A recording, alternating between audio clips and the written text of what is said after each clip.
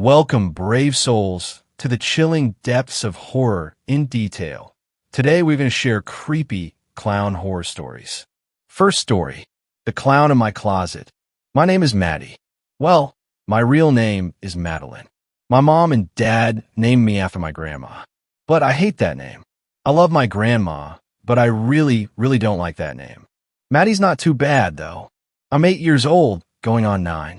My mom will really freak out if she finds out I'm putting this on here. She doesn't like me going on websites like this. She says scary stuff will mess up my mind and give me bad dreams. But I don't plan to read any of these stories. I just want to tell someone about what happened to me. No one believes me. Not even my best friend, Ellie. They all think I'm making it up. But I'm not. I hope you will believe me. Anyway, my family has this really cool house. I love it.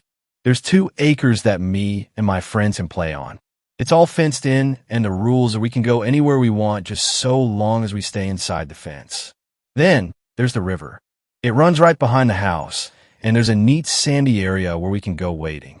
But we're only allowed to do that if a grown-up is with us.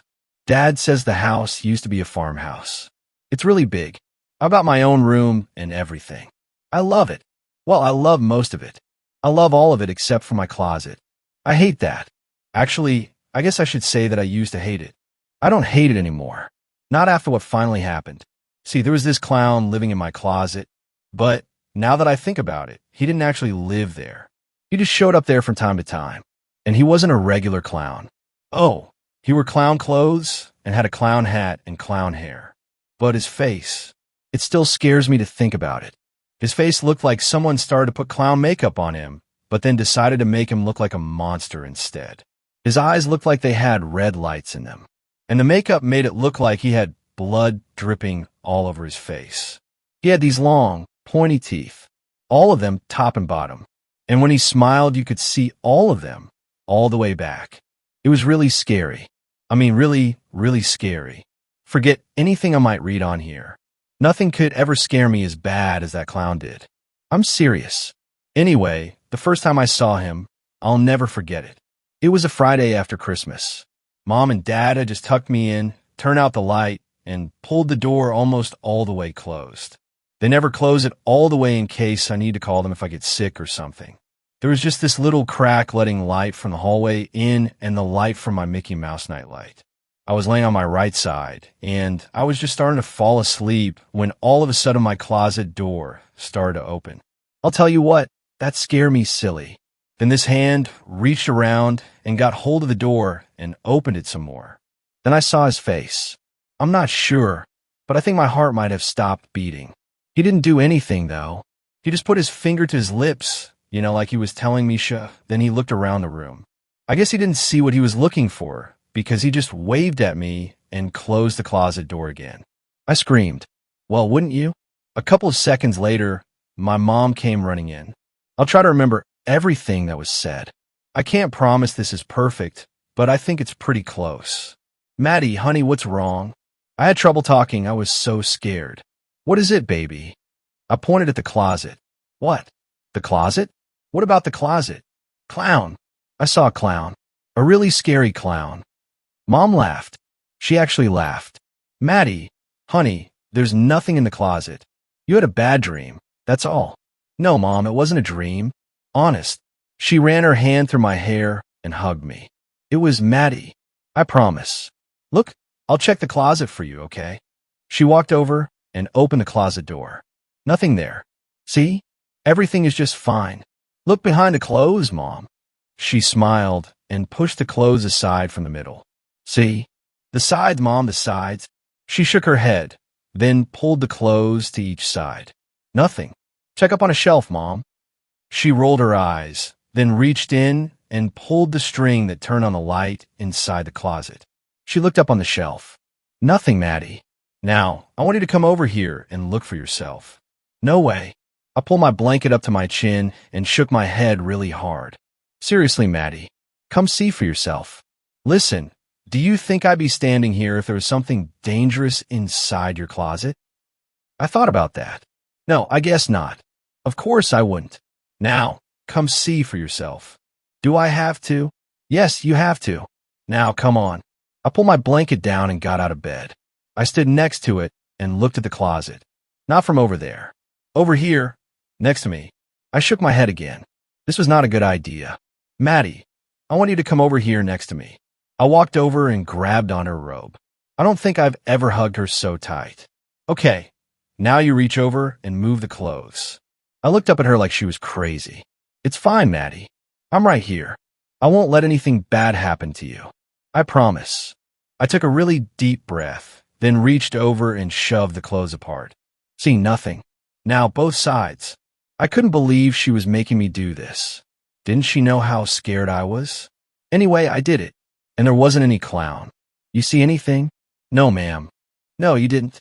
You had a dream, Maddie, that's all. Just a dream. Now hop back in bed, kiddo. We have to get up early in the morning so we can head to Grandma's and you need your sleep. I got back in bed and pulled my blanket up. Mom leaned down and kissed me on my forehead. Good night, pumpkin.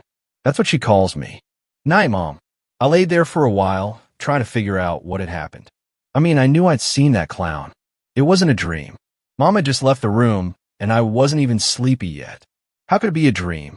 It happened again 1 week later. The same exact thing. Mom and Dad tucked me in, closed the door, then that clown opened the closet door. He shushed me again, looked around, waved, then closed the door. And I screamed again. Mom came in again, checked the closet again, made me check the closet again, and still no clown. The third time it happened, Mom was mad. Madeline Lenore Baker, this has got to stop. You know as well as I do that there is nothing in your closet. But Mom, I see him. I swear I do. I'm not making this up. You have to believe me. I'm sorry, young lady, but I do not. Mom, I'm not lying. I'm sure you think that you see something, but the fact remains, Maddie, that every time you swear you see him, we check your closet very thoroughly, and there's never anything in there. Now, you're just going to have to accept that this clown is all in your imagination. There's nothing real about him whatsoever. So, the next time you think you see him, I want you to close your eyes and tell yourself, this isn't real. He's not really there. You tell yourself that over and over, and I guarantee that eventually, you won't see him anymore. That really made me sad. I knew what I knew, and I knew that that clown was not in my imagination. No way. For one thing, my imagination never came up with anything that's scary in my whole life. So where would it get something like that? Okay, so do we have a deal? Next time you won't be screaming for me to come look for a clown that isn't there? Yes, ma'am, I said, but I said it in a way that I think she knew I wasn't happy about it. Okay, good. Now it's very late. I want to go to sleep. And no clowns. Understood. I understand. Good. She kissed me, then walked out and closed the door again. I rolled over onto my right side. I always go to sleep on my right side. I laid there, trying not to think about the clown. I was just starting to go to sleep when the closet door squeaked. My eyes shot open. I pulled my blanket up over my head and then lowered it just enough so I could peek out. It was him again, as ugly as always. He looked at me again, went shoo, looked around my room, then smiled and waved and closed the door. I didn't scream. I didn't do anything. And I sure as heck didn't tell myself that he wasn't real. As my granddad would say, that's a bunch of hooey. That clown was as real as what I had for breakfast that morning. But as I was laying there trying to calm down, I thought of something. In all the times I'd seen that clown, he never once tried to do anything bad to me. No, all he did was open the door, look around, then smile and wave and shut the door. That's all. He never tried to scare me, never tried to hurt me. So what the heck was he doing? And why was he in my closet? After that night, things got a little better. He still showed up. In fact, he started showing up more often. But every time he did, it was exactly like every other time. He never tried to hurt me, never tried to do anything more than what he always did. Open the door, S-H-H-H-H. Look around, smile, wave, then close the door. It actually got a little boring. I even started waving back at him. But the first time I did that, I thought, whoa, that's not a good idea. What if he thinks I want him to come in? My heart jumped up into my throat, and I jammed my blanket up over my head and mashed my eyes shut. I never said anything about the clown to anyone other than my family, but my bratty little brother, Trace, told someone at school because one day, out on the playground, Bobby Doorman, the class bully, called to me. "Hey, Ugly." He always called me Ugly. "Your friend going to come visit you tonight?" And he started flapping his hands up by his hair, like he was trying to make himself look like the clown. Why would he come see some dorky girl anyway? Maybe he's in love, but he thinks you're beautiful. He and his buddies fell down laughing.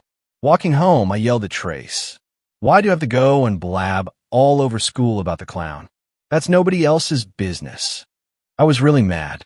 When we got home, I told Mom what Trace had done. She just smiled. "I'll talk to your brother, Maddie, but I wouldn't worry about it too much. I rather imagine those stupid boys are jealous." Jealous? Why would they be jealous? Because your clown visited a girl and not them. I thought about that for a second. Yeah, that's probably right. Cool. I got a cookie from the cookie jar and headed up to my room to do my homework. It was the next week when it happened. I had a really great day at school. My best friend, Ellie, invited me to her birthday party the next Saturday. We were going to go to a movie and then out for pizza. I got excited because I started thinking that Mom might take me to buy a new party dress. I love going shopping with Mom. She calls it our girl time, and we always end up getting ice cream sundaes. It's the best. On top of that, I aced my math test. I thought I'd done okay, but when Mrs. Dinkman handed me my paper, there was a great big A+ circled in red right at the top. I couldn't believe it. I'm not that good at math, and I had studied real hard for that test, so getting an A+ was awesome. Over dinner, Mom and Dad kept telling me how proud they were. Trace was jealous because he kept sticking his tongue out at me until Mom told him to stop. It was 8:30 when Mom came into my room. I'd been studying history for a test the next day. I wanted to try for another A+. I kept having trouble, though. I could never remember if Paul Revere said, 1 if by land, 2 if by sea, or if it was the other way around. I have to check it again in the morning. Okay, sweetheart, that's enough for tonight. Time to get ready for bed. You need to get a good night's sleep so you'll be sharp as a tack for your test. Mom tucked me in, then Dad came in and kissed me. I just want to tell you one more time how proud I am of that grade, Maddie. Keep it up, girl. I smiled, and he kissed my forehead, then walked out and closed the door. And then in the darkness, the closet door creaked. I looked over, and there he was. He raised his finger to his lips. S-H-H-H-H. Then he stooped down to look at something, just like always. But tonight was different. Way different. He froze. His eyes got wide. Then they got wider. The clown threw the closet door open and came rushing into my room. His mouth was wide open, and his teeth looked like something from a monster. He was squinting, and his hands were raised over his head. His fingers, with their long, pointy black nails, were curled like claws. As he ran toward my bed, he opened his mouth and screamed, R-R-R-H-H-H-H. I knew I was going to die. I just knew it. He was going to rip me into tiny little bits and then eat what was left. I'm pretty sure my heart stopped beating. The clown raced to the side of my bed and stopped for a second. Then he dropped to his knees, shoved his arms under the bed, and came out with this huge, wriggling, slimy thing like nothing I've never seen. It looked like a mix-up between a huge lizard, a frog, and an eagle. It had 4 legs, wings, a snake's tongue, a sharp, pointed beak like an eagle, and a snaky face. And a black, slimy ooze covered its whole body. The clown stood back up, clutching its wiggling neck in his 2 hands as the thing wrapped its long tail around one of the clown's legs. The clown reached down and grabbed the tail with one of his huge hands and peeled the tail away. He then let go of its neck, shoved it away, grabbed the tail in both hands, and began swinging the thing around the room like a huge piece of fat rope. He smashed its head on the floor, then raised it up and smashed it down again. Then again, and again. He kept smashing the thing on the floor until it went limp. Then he took his hands and placed them on each side of the thing's mouth, pried it open, and started pulling it apart. I heard ripping and crunching. Finally, there was a loud snap, and the clown tore whatever was into 2 halves, throwing both to the floor next to my bed. The clown stood there looking down at whatever the thing had been and panting. After a few seconds, he looked up at me. "You okay, kid?" he said in a deep, voice that sounded kind of like he had gravel in his throat. I couldn't answer him. Heck, I couldn't even think. Hey, listen, I'm sorry about all this. Don't worry about the mess. It'll be gone before your mom comes in the morning. It just dissolves itself away. Might leave a little bit of a stain on a rug, though. Sorry, but nothing I can do about that. All I could do was just stare at him. I was shaking really bad. All I could do was say, WH, warehouse, warehouse. Oh yeah, sorry. That was a shadow beast. He's had you on his list for some time now. He was supposed to get you last month. I don't have a clue what held him up, but stuff happens, why no? The clown reached into his funny-colored jacket and came out with a cigar. He held it up. You mind? I just stared. Oh, don't worry. I don't smoke 'em. Just sucking on one gives me my nicotine fix. Calms me down. I gave up actually smoking him about 20 years ago, but I just can't seem to kick him entirely. Bad habit, I know, but hey, nobody's perfect, right? The clown peeled the plastic wrapper off the cigar and stuck it between his pointy teeth. I kept staring, my mouth hanging open. I guess you're a little weirded out. I slowly nodded. Yeah, typical. Don't feel bad. Pretty much every kid I've ever saved has reacted the same as you. Who are you? Ah, he said, shaking his head. Forgive me. Name's Frank. Don't ask the last name. I haven't a clue. Been so long, I can't remember. Why? What's going on? Yeah, that's always the second question. Mind if I sit down? I nodded my head, but kept my eyes on the weird-looking creature talking to me. He turned and lowered his butt onto the mattress just a foot from my hip. He turned slightly to face me. That's better. Those things never fail to wear me out. They're a lot stronger than they look. He looked at me for a second, then, oh yeah, what's going on? Okay, so it works like this. I know your folks tell you there's no such thing as monsters, right? I nodded slowly. Wrong. There's monsters everywhere. I mean everywhere. It's just that once you get past a certain age, you can't see them. Only kids can see them, because they're only interested in kids. So you got this sixth sense that lets you see them, or at least feel their presence. Kind of balances the whole predator-prey thing out. Why no? They're not interested in grown-ups at all. You were a few years older, we wouldn't be having this conversation. Because you wouldn't be able to see me. Something to do with innocence. I don't get the whole thing, but that's not important. What is important is that there's this whole underworld that lives off of the fears of little kids. The more they can scare you, the stronger they get. They feed on your fear. But the thing is, they don't live forever. Sooner or later they die. And they don't reproduce like normal people. Or animals. Can't do it. So the way they keep their whole thing going is to steal little kids. Take them right out of their beds. Late at night. You know that feeling you used to have where you were scared to put your hand or your foot over the edge of the bed? Afraid there was something under there that would reach up and grab you? Remember how your parents told you that was stupid? Wrong. There was something under the bed. More kids wind up getting snatched from putting a hand or foot over the edge of their bed than any other single thing. Believe me, I wouldn't lie about something like that. Who are you? I asked quietly. I told you. Name's Frank. No, not that. I mean, who are you? Where do you come from? Why are you here? Oh, okay. My misunderstanding. Sorry. Right? Well, here's the rest of the story. I was a kid just like you. 5 years old. I lived just outside of Philadelphia. This is going way the heck back. I'd say it's got to be at least 50 years now. Maybe more. You lose track of time. Anyway, I was in my bed one night. Just as I'm about to drop off to sleep, this thing literally oozes out of the shadows. I mean, 1 second it's just shadow. Next minute, it's this hideous thing standing next to my bed. It grabbed me, and just as it did, this huge hole opens up in the floor. Like the floorboards just melted away.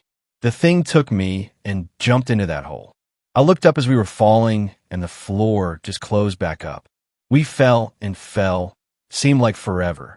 We finally ended up in this really weird place. It was dark, but light at the same time. I can't describe it, but it sure as heck scared the bejeebers out of me. Slimy, scary things all over the place. And stink. Hooey. I think I died. Actually, I'm pretty sure I died, because I never get any older. Not 100% sure, though. That was a long time ago, and things are kind of fuzzy. Anyway, the long and short of it is that they made me into what you see now. I went from being 5 years old to however old it is I'm supposed to be, and they gave me a job. I was supposed to snatch kids and bring them down there, just like they snatched me. They sent me on my way and said if I didn't do what I was supposed to do, that they'd find me and make me suffer. I didn't do it, though. Due to some other kid, what they did to me. No way. And Frank shook his head while swinging both hands back and forth over his lap. Bite me, dipstick. I ain't doing it. So, what happened to you? Oh, they sent a few nasties after me. But they didn't get me. I'm good, kid. Real good. They finally gave up. I think I was costing them too many baddies. That's when I turned it all around and started hunting them. See, they have to get so many kids every month to offset the ones that die off or get lost to the hunt. Just then Frank leaned into me and whispered, "Let you in on a little secret. Want to kill a nasty? Smack him in the nose." No kidding. There's a nerve bundle right in the tip of their nose, and Frank touched the tip of his index finger to the end of his nose. Smack that really hard and they're toast. Every once in a while a kid gets lucky or pissed or whatever and hauls off and wallops the snot out of one of them. And that's it. No more baddie. Next morning the kids, not even sure what happened, caused the baddies done melted away. Frank sat up straight and smiled his hideous smile at me. I love it when I hear about one of those. So what will happen to you? I asked. Do you have to do this forever? Nah, just until I save 1,000 kids. Then I lose this. And Frank waved at his monster head and body. And I get to go to a place where everything is peaceful and beautiful. I'm getting close. You're number 931. How do you know that's true? Well, every once in a while I can see it. I'll open a door or turn a corner, and there's this place in front of me. And believe me, it's beautiful. The first time I saw, it was about the time I hit 100. I just got this tiny little glimpse. I wasn't even sure I saw what I thought I saw. But as I racked up more and more saves, I saw it more often and for longer periods. Last time was just last week. I saw this amazing mountain stream. The water was like crystal, and the air, oh, the air was so sweet and pure. And trees and flowers everywhere. I got to look at it for a full minute. Frank had this beautiful look in his eyes. Well, as beautiful as someone who looks like him can have. I guess. Well, I hope you make it. Oh, I'll make it, kid. Count on it. So, will another monster come and try to take me away? Nope. They get one shot, that's it. They miss, and you're off the list forever. Those are the rules. Rules? Whose rules? Good question, but I'm afraid I can't answer that one. I don't know. Just the rules. So I don't have to worry. Forget it, kid. You're home free. I looked away and thought for a minute. What happens to you now? Me? I'm off to Schenectady.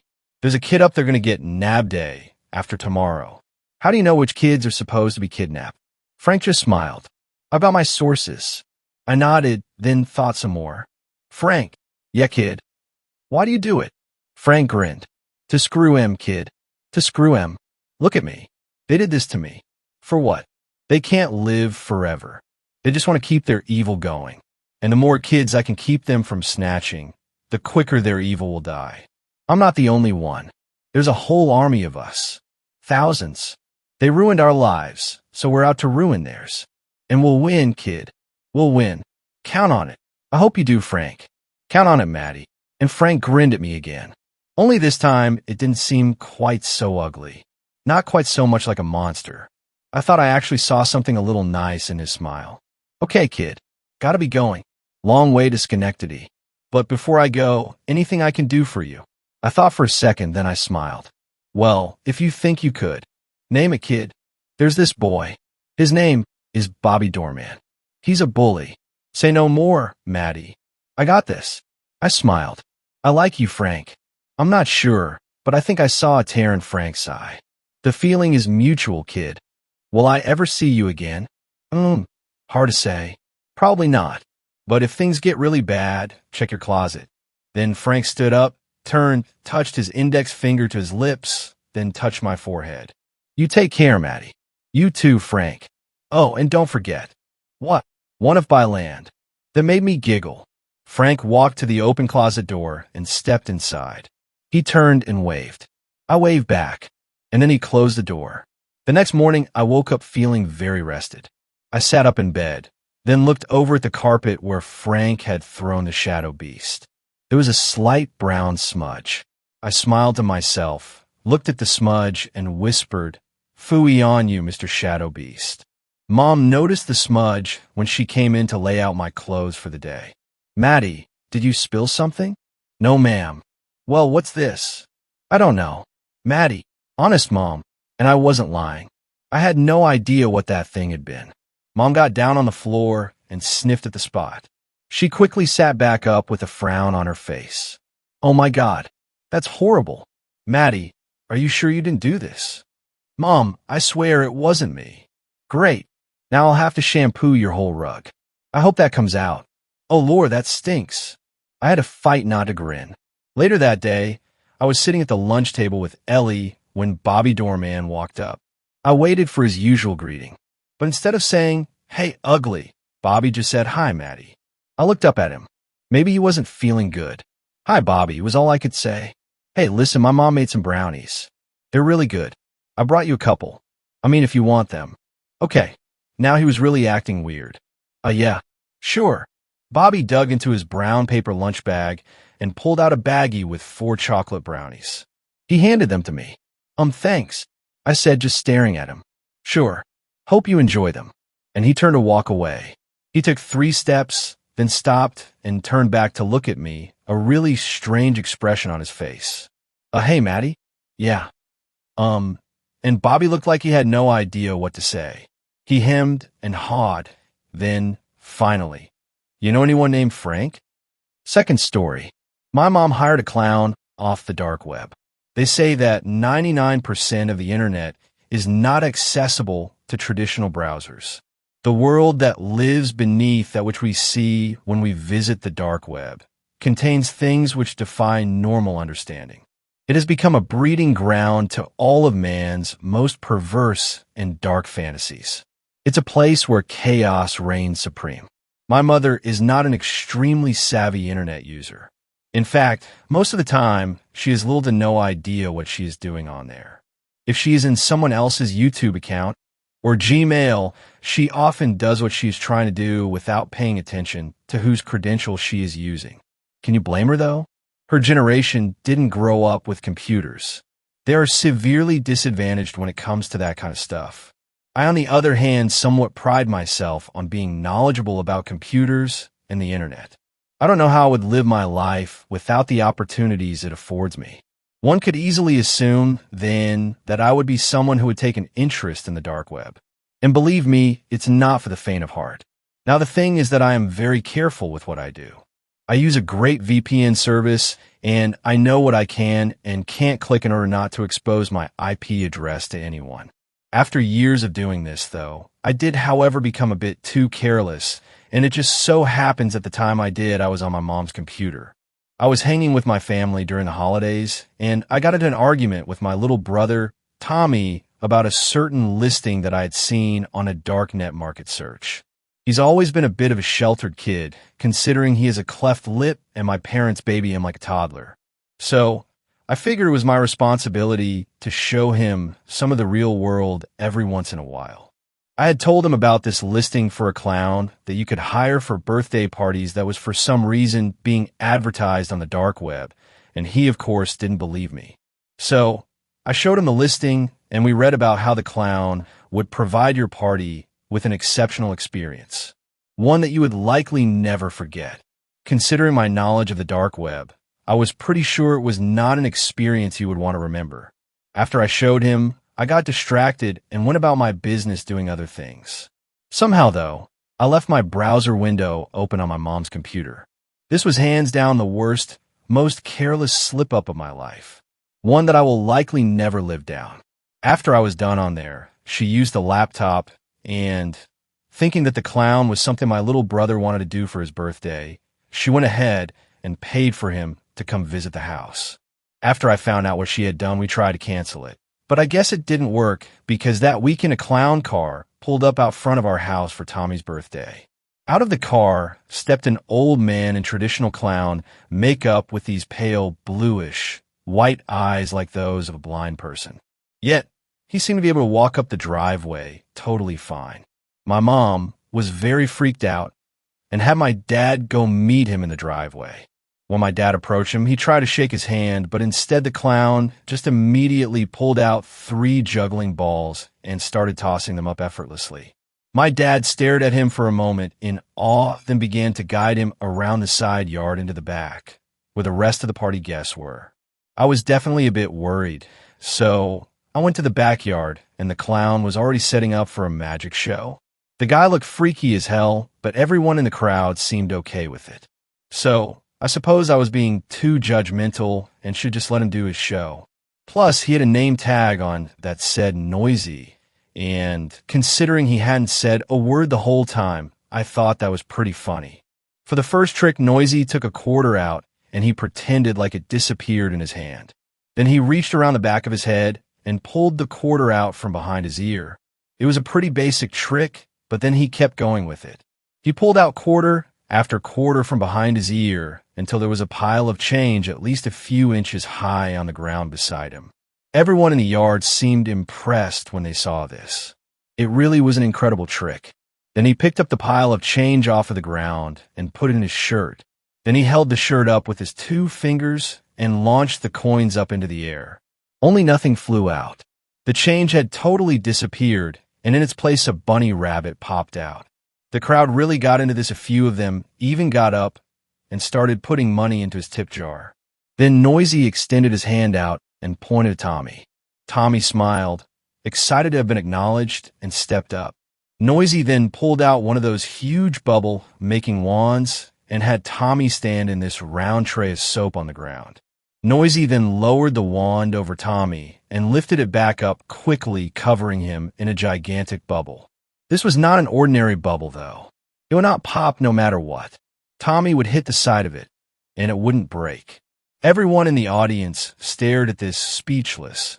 Clearly, they were watching something that wasn't possible occurring before their eyes.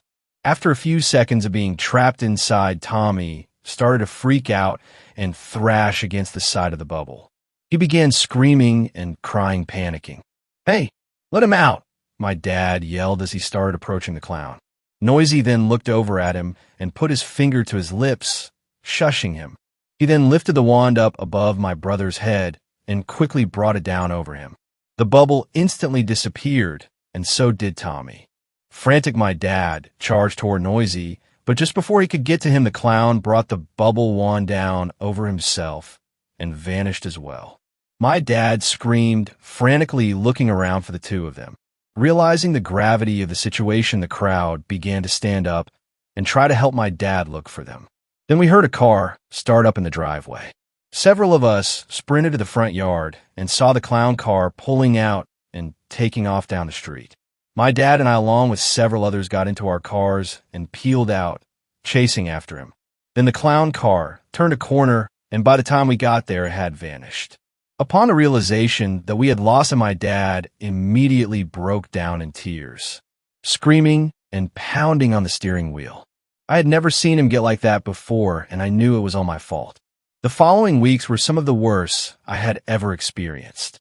Constant contact with the police and interviews, where everyone was relentlessly asking me about why I was on the dark web and what I knew about my little brother's disappearance.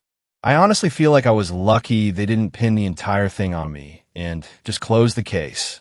I didn't stop going on the dark web, though. In fact, I started using it more. I knew that if there was any way I was going to find my brother's kidnapper, it wasn't going to be using the old-fashioned police detective model.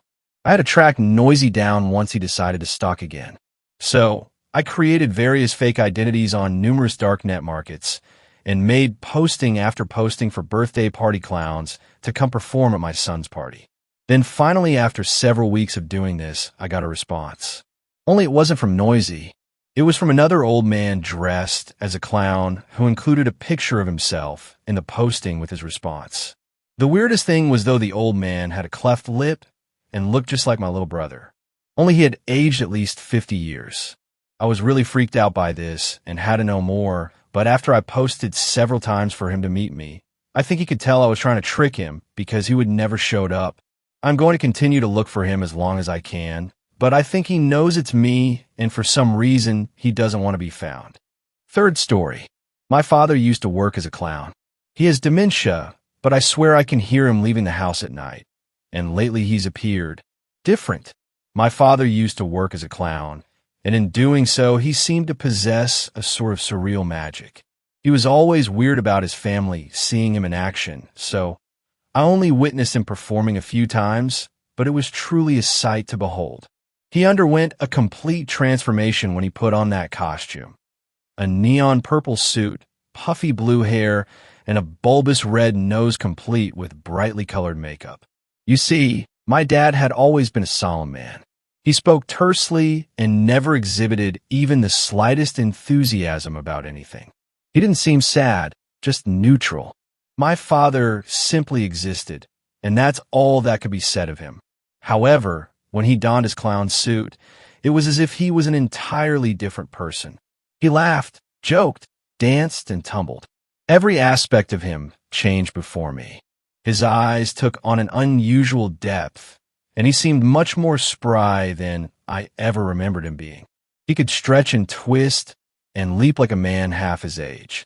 He actually became relatively popular for a while and ended up performing all over the country. However, time weighs down upon all, and eventually he became too old for it. Even with his eerie transformation, he wasn't energetic or flexible enough to go on entertaining people and was forced to retire. He soon began to show signs of dementia. I prepared myself for the slow decline, but fortunately my mother remained in good health and was able to take care of him. However, she passed away 2 years ago. I considered putting my father in a home, but couldn't bring myself to do it. I wanted to ensure that he was well taken care of, so I moved in with him. The first thing I noticed after moving back in was that his clown costume hung in the corner of his room. I suppose it reminded him of happier days, and I think he liked always having it in sight. Sometimes I catch him staring at it with a solemn look on his face, his eyes distant and glossy.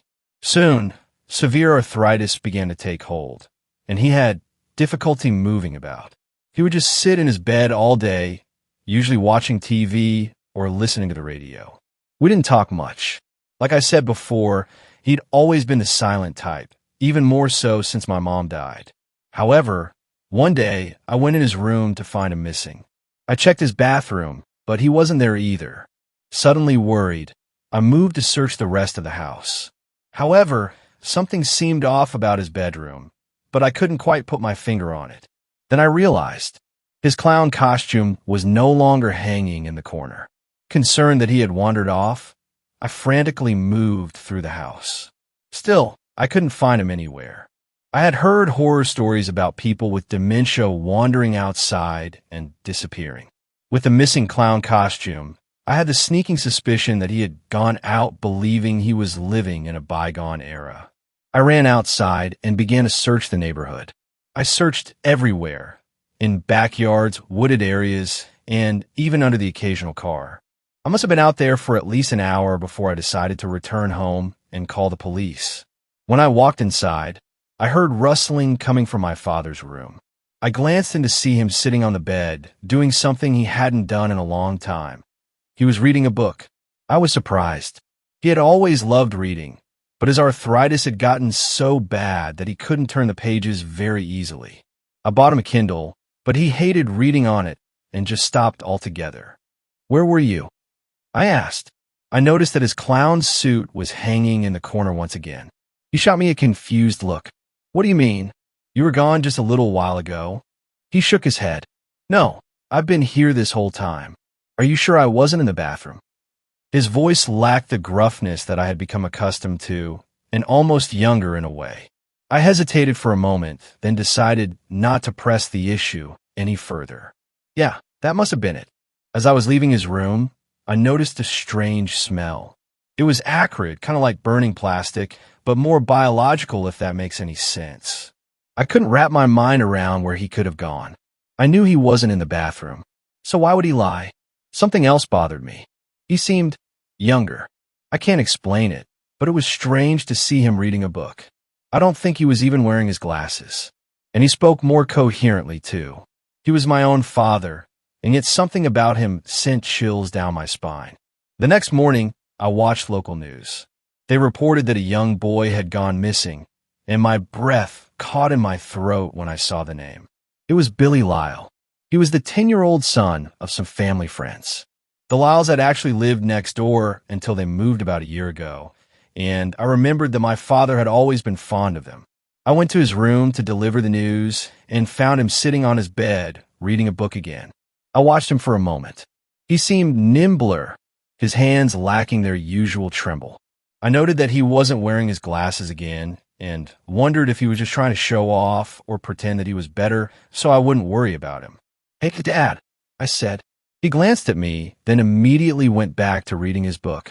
"Did you hear about the Lyles boy?" "No, what?" he said, still reading. "He's gone missing. They say he disappeared from his room in the middle of the night." He glanced up at me. "That's a shame. I hope the poor boy's okay." Without another moment's hesitation, he went back to reading his book. "Don't you think we should call them or try to help? I'm sure they're busy enough as it is. We would only distract them or get in the way." I suppose I trailed off.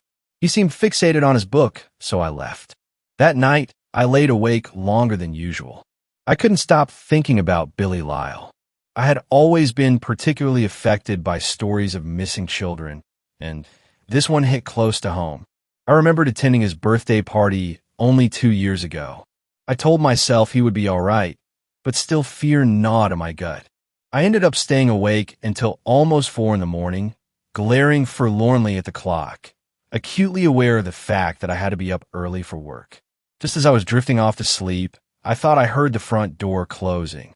It sounded as if someone had just come inside. I laid there for a few minutes longer, debating whether it was worth getting up and investigating. Finally, I roused myself and ventured out of my room to look around. My father's door was closed, and no light shone from beneath it. I glanced inside to see him laying beneath the sheets. However, I noticed that acrid smell had returned. I figured it had something to do with the vents. We lived in an old house, and it had been a while since we'd done any repair work. I made a mental note to check it out at a later date. The front door was locked, and I was about to return to bed when I noticed something strange. The welcome mat was wet. It was raining outside, and it looked as if someone had recently come in and wiped their feet. I pressed my hand against it to double-check. There was no doubt about it. The mat was wet. Unnerved, I returned to my father's room and once again checked on him. He still appeared to be fast asleep in his bed. The light from the hallway illuminated the clown's suit in the corner of the room, and I saw that it was facing the wrong way. My father always kept it neatly hung with the front of the outfit facing his bed, so he could look at it. Instead, it was now facing the wall. The next day, I saw on the news that another boy had gone missing. This one was 11 years old, though I didn't know him. Police were still searching for Billy Lyle and were worried that they had a serial kidnapper on their hands.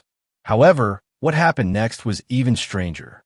I went out to the kitchen to find my father sitting at the table. He had made himself breakfast and was drinking a cup of black coffee. This was the first time I'd seen him venture from his room in months, and I couldn't remember the last time he was able to make himself breakfast. It's silly, but I swear he seemed younger. His hair was a little thicker, and he gripped his mug with a firmness that I hadn't seen in years. When he glanced up at me, there was a depth in his eyes that had long evaded him, that shimmering liveliness which had only appeared when he performed for large crowds. Then he did something even more surprising. He smiled, and I couldn't help but think that it looked like the jubilant, painted grin of a clown. Fourth story. I believe something inhabited a clown toy in my room. This story happened to me when I was around 11 in early 2000s. My mom's friend gave us a gift on a Valentine's Day. It was a wall decoration, a clown sitting on a wooden swing. The clown body was made of cloth and his head was ceramic. In general, he looked cute, so we didn't mind putting it on a wall. In the end, it was a gift and we wouldn't just throw it away. I wasn't afraid of clowns at that point in time. Our apartment was basically a one-room apartment with a separate kitchen. My parents just came together again, so we all slept in one room, which was also a TV room. The clown was right above my bed. Things started to get weird right away. I felt being always observed in that room and in the whole apartment. I was uncomfortable. I started to have sleeping problems, a lot of nightmares, and they were violent. I was not a fan of horror movies, and I did not consume scary content. This uncomforted living continued, and once I woke up at night and immediately felt being watched. My dog was sleeping with me in a bed frequently, and I looked at her. She was looking up at the clown. I freaked out. I started to pet her, and she completely ignored me. I was poking her and got zero reaction, as if she was hypnotized. At some point, she came back. I hugged her and couldn't sleep rest of the night. I didn't talk to my parents about the clown because it bothered only me, and I thought it's in my head. Next morning, I decided I had enough, and before school, I talked to the clown. I said that I hate him and I will throw him away if he doesn't stop. That was sort of a power moment. On the back of my mind, I laughed at myself for believing in this bullshit. That day, my mom told me that she needs to go to the train station and meet her friend who will overnight at our place. My dad was on a business trip, so I had to stay home alone between after school until around 8 p.m. I was of course scared, but it was going well while it was daylight. I watched cartoons and some teenage series. The sun started to go down, and I thought I needed to turn the light. I reached out to the lamp, and it didn't work. The switcher did not work. I decided to turn on the light in a corridor then. Again, the switcher didn't work. Although I will die from my heart racing like crazy.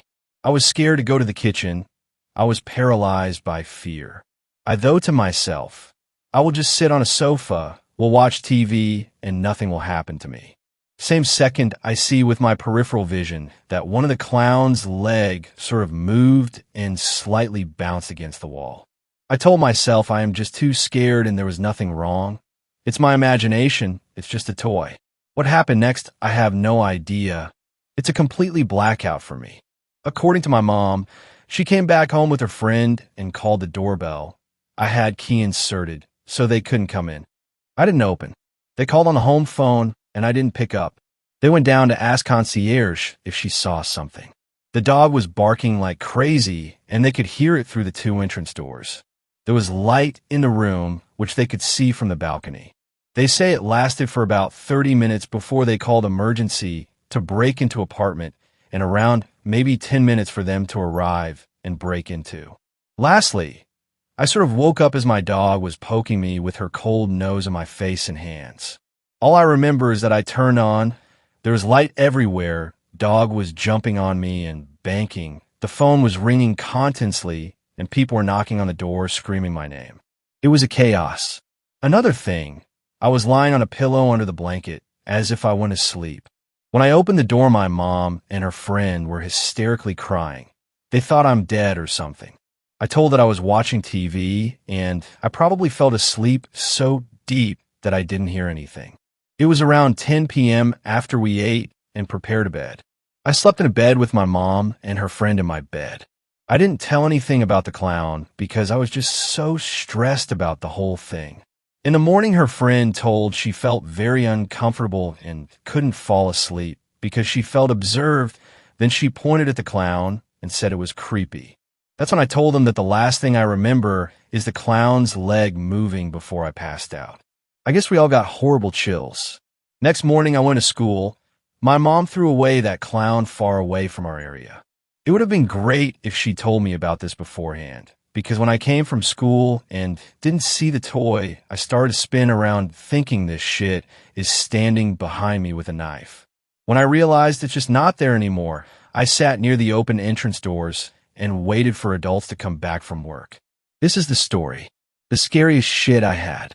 Other weird things happened in that apartment too. Fifth story. Mumsy the Clown.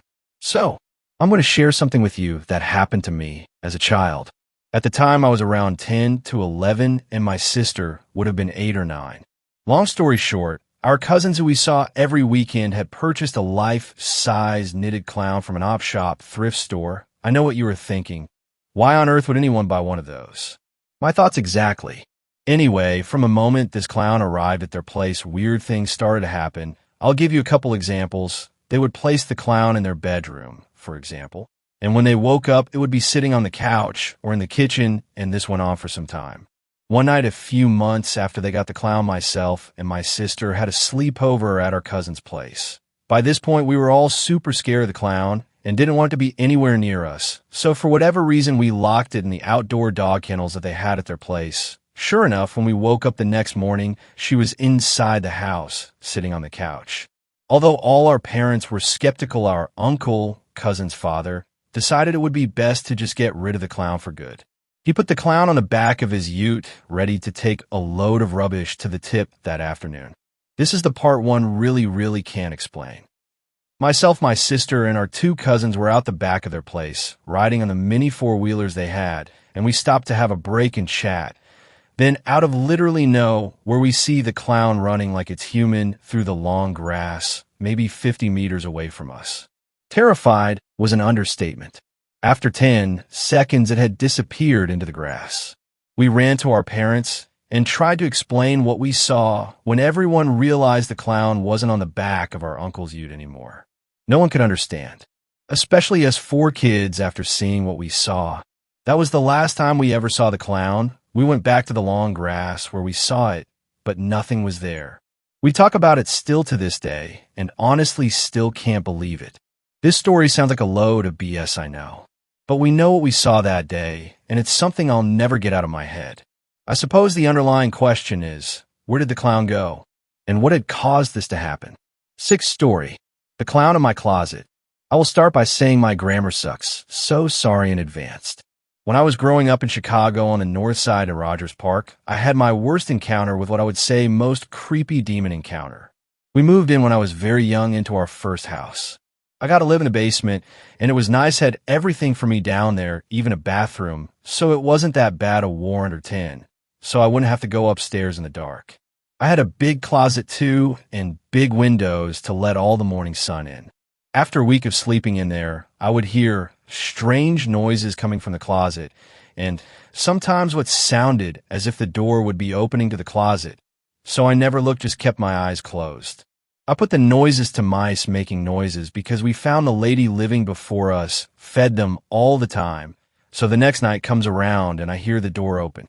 I woke up and this time the room smelled like death, and I just turn around to see what is going on. And as I look at the door opening more, I see a clown, what appears to be 4 foot tall and with sharp teeth like that IT. I was just terrified and froze and could not move as the terror runs through my whole body. I start to scream, and my parent come rushing down. I tell them what happened, and they think it's just a nightmare. My mom stayed with me the next day, and as we fell asleep, the door started opening, and you hear scratches and weird noises coming from there. Just like the day before, the clown appears, smiling, and the smell of death filled the room again. My mom was awake and saw everything and started to scream at it to go and started praying and commanding it to leave, and just like that, it disappeared when she mentioned God's name. The next day, all of her church friends come and start praying and bless the whole house, and we never seen that thing again. From time to time, we still hear noises, but that was the worst for me. Seventh story. Every night, I see a clown outside my window. I was 12 when I first saw it. I looked out my window, and across the street, at the edge of the woods, was a clown. The carnival was in town and on the other side of the woods, but I still didn't know why there was a lone clown just looking at my house from across the street. I closed my curtains and tried my best to sleep, but even though there was a thin, dark veil of curtains between me and the clown, I still could feel it watching me. The next morning came around, and me and my family were gathered around the table for breakfast. I tried to tell my mom and dad about the clown, but they just wrote it off as a bad nightmare. "What kind of clown was it?" my little brother asked. "Now, Jimmy, you eat your food," my mom said. I was hoping they were right. I was hoping that it was just a bad dream, but of course, it wasn't. That same night, I went to bed. Just before turning it in, I look out the window to see if the clown was still there. Turns out he was. I ran into Mom and Dad's bedroom and told them. My dad ran to my bedroom to look out the window, and surprisingly, the clown was still there standing and watching. "James, you stay in this house."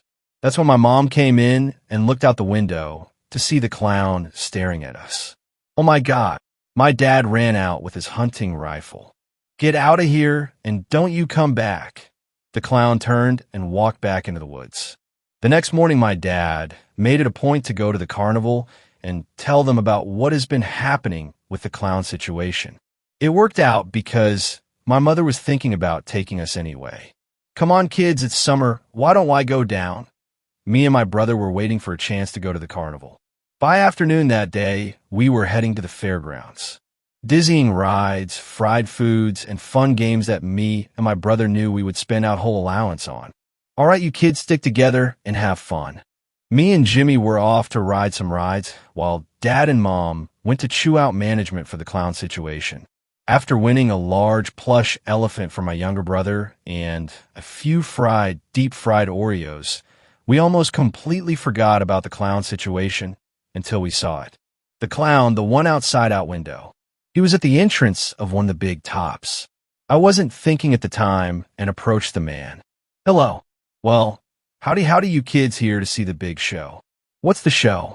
Well, there will be a magician and a comedian and even a tightrope act.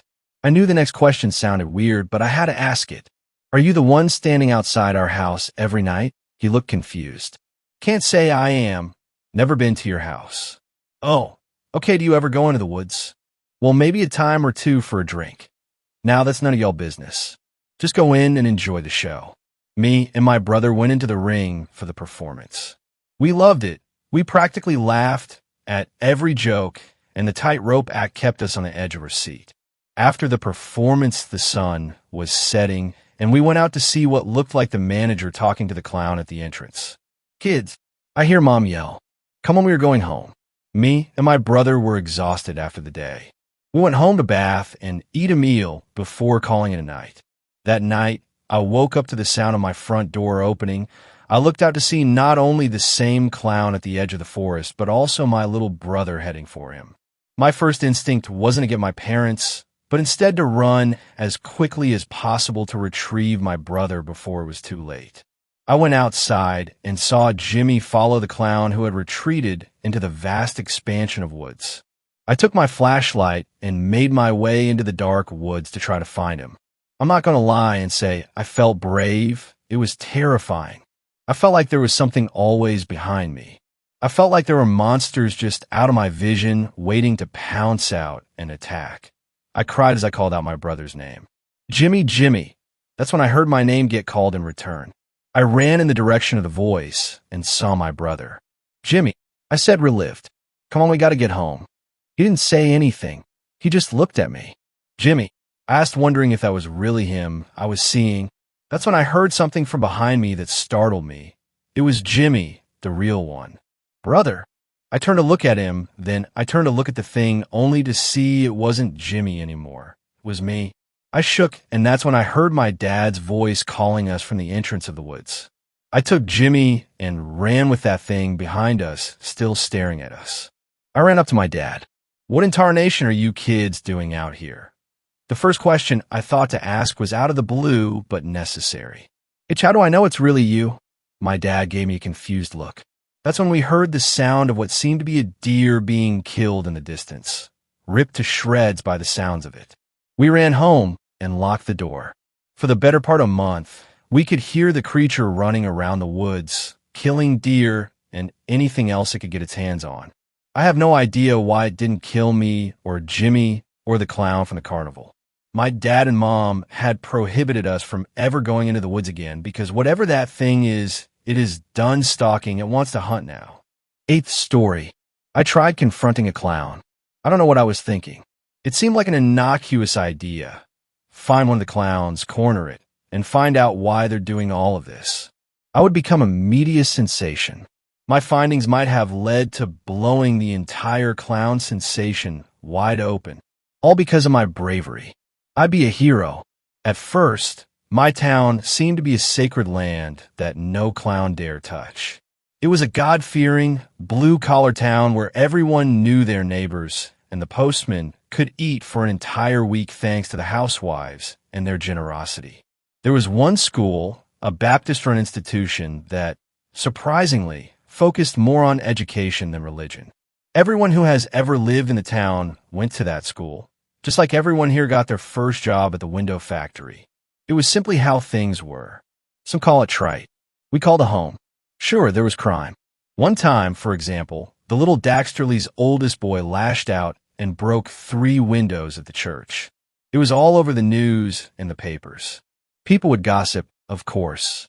However, no one chastised him for his actions. Instead, everyone was supportive and got him the help he needed. I'm not trying to brag. This was just a genuinely pleasant and nurturing community. When the news broke that a clown was seen sitting on the steps of the school the other night, it sent a ripple throughout the calm town. Everyone had been following the stories, yet no one was concerned of seeing them here. Why would we be? We all knew it was a prank, albeit a stupid one, that would fade away into obscurity. It was chalked up to the Daxterly boy lashing out again until the next sighting, and the next, then another, then 2 clowns together. It wasn't until a dog was found mutilated in the middle of the town center that the population collectively began to panic. Curfews were enforced. Shops closed early. School and church service was reduced to twice a week. Had someone passed through after dusk, they would have found a ghost town. Fear was running the town now. I wanted it to stop. My plan was simple. Every night since the first incident, the clowns have been seen on the school grounds or the church grounds. All I would need to do is stay out of sight of the sheriff while I waited to see a clown. Then, simply run up on it and find out what the hell they're in the town for. Easy. Darkness had finally fallen the night I made the decision to act. I've never believed in guns, nor taking a weapon to an unarmed fight. But I have to admit, the hysteria was beginning to grate on me at that point. I went out with a wooden Louisville slugger and a flashlight. It was slightly after 10 p.m., and most of the residents were already sleeping in hopes of seeing daylight sooner. That made it easy for me to avoid the sheriff, as I was able to cut through backyards and hide in driveways when the patrol cars got too close. This was a small town. On a regular night, I could walk to the school in less than 10 minutes, but law enforcement wasn't taking any chances. It took me almost an hour to reach the school, and when I did, I was upset to see nothing waiting for me. Nothing. I posted up in a nearby tree that had a clear view of the front of the building and got comfortable. Something in my gut told me I was going to have a long wait ahead of me. I wish I could say that a few hours into my shift the clown came and I was able to get my answers. I really do, but I fell asleep. I woke up on the lawn under the tree to blinding daylight and a gun in my face. The officer was stern and visibly shaken, but nice enough to me. At the station, he gave me coffee and a nice selection of pastries and fruits to choose from for breakfast. In other cities, this might be seen as them buttering up a suspect to get them to talk, but not here. This was Southern hospitality at its finest. We talked for a while about everything going on with the clown situation. The conversation wasn't focused on my actions like I had expected. The officer was more interested in what my thoughts were on how to deal with this clown situation that was currently paralyzing the town. I think he saw my actions as more brave than incriminating, like I wanted. I could still be a hero. After a couple of hours, we came to an agreement on the situation. The sheriff's office would turn a blind eye to any investigations I wanted to conduct alone, even after hours. However, any criminal activity would be penalized to the fullest extent, especially assault. He made it very clear that no matter who was behind this, I wasn't allowed to touch a single hair on their head. It was a reasonable compromise. That night, I returned to my post. It was a lot easier without having to stay out of sight. A simple nod of acknowledgement was the only exchange I had with the officers patrolling the streets. When I made it to the school, I found no signs of life yet again. I climbed the tree and settled in for a long night. About 2 hours into my wait, I still hadn't seen any signs of a clown.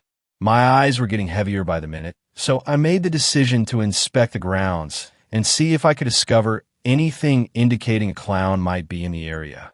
When I jumped to the ground from the lowest branch, I was greeted by a tall figure wearing a bright, shiny blue bodysuit that was bedazzled with buttons and patterns. I'd be lying if I said I didn't fall back against the tree gasping for air. All confidence left my body as my eyes met its face. I had been expecting a poor silicon mask, not a white human face with red lips and blue hair staring back at me. The lack of a red nose unsettled me as well. This wasn't the clown I was prepared for. I couldn't move. My body had shut down on me when I needed it most. The clown didn't move, didn't even blink. It just stared at me deeply with bright green eyes and a smile that was permanently affixed on its face. A standoff. After a few more minutes, the clown reached one of its white gloved hands out to me. I looked to its hand, and then back to those oddly bright eyes without budging an inch. Nothing about the clown had changed aside from its arm. The clown still didn't blink. It still had that smile. It nodded a couple of times towards its hand like it wanted me to grab it. I was confused, but with the hope of humanity being behind the costume, I reached out to shake the outstretched hand. Before I was able to fully lock palms with the clown, I was met with a light shock that radiated up my forearm. I screamed. The clown arched its head back, grabbed its belly, and laughed at me. It sounded like there was a broken, squeaky toy lodged in its throat. The electric jolt must have been enough to revitalize my body as I jumped up and shoved the clown away from me as hard as I could. It fell back in an exaggerated manner, flailing its large white shoes up and sliding on its rear end across the grass. After a brief pause and a look of disbelief, the clown began to silently cry while rotating its fists under its squinting eyes and stopping its heels into the ground. I was annoyed with the dramatics and started yelling at it. Nothing remotely coherent came from my mouth, just a smorgasbord of profanities and blame. Once I relieved my pent-up frustrations, the clown stopped pouting and began its squeaky laugh again, but this time it was accompanied by another noise. A louder noise that wasn't coming from its mouth. The air around me was overtaken by a sound that was similar to a million cicadas clicking in a deep whisper. I couldn't hear the clown in front of me any longer. Everything was this overtaken by whatever was making this background noise. I fell back again, grasping my head in pain and attempting to cover my ears. Bang! My heart stopped. I looked up, and the clown in front of me was now a Rorschach painting across the grass. My interrogating officer was standing next to me with a shotgun. "Run!" He yelled at me as he grabbed my arm and yanked me to my feet. Surrounding the entire were clowns of all shapes and sizes, walking towards us with their mouths wide open, slightly facing the ground. We barely made it to the station, circumnavigating all the clowns that overtook the streets. It's been 38 days since that incident. We've been barricaded in the station, taking rotating shifts in the camera room. The clowns, they've taken on our everyday lives. We watch them go shopping, walk dogs, go to school, and work. It's like they're trying to replace us. The only peculiar thing they do is surround the station at night and laugh in unison. All night, until the sun rises. Then they continue on like nothing happened. We've got full utility access here and have been keeping up on the news. We know it's spreading. I fear that my actions that night may have caused them to resent humans. I wanted to be the hero, but I can't find a way to stop this. Greenville is gone. Don't let the media fool you. Stay away from here. More importantly, don't go near the clowns. Thanks a lot for watching the video. Till the end, subscribe to Horror in Detail for more videos. Drop your suggestions in comment section.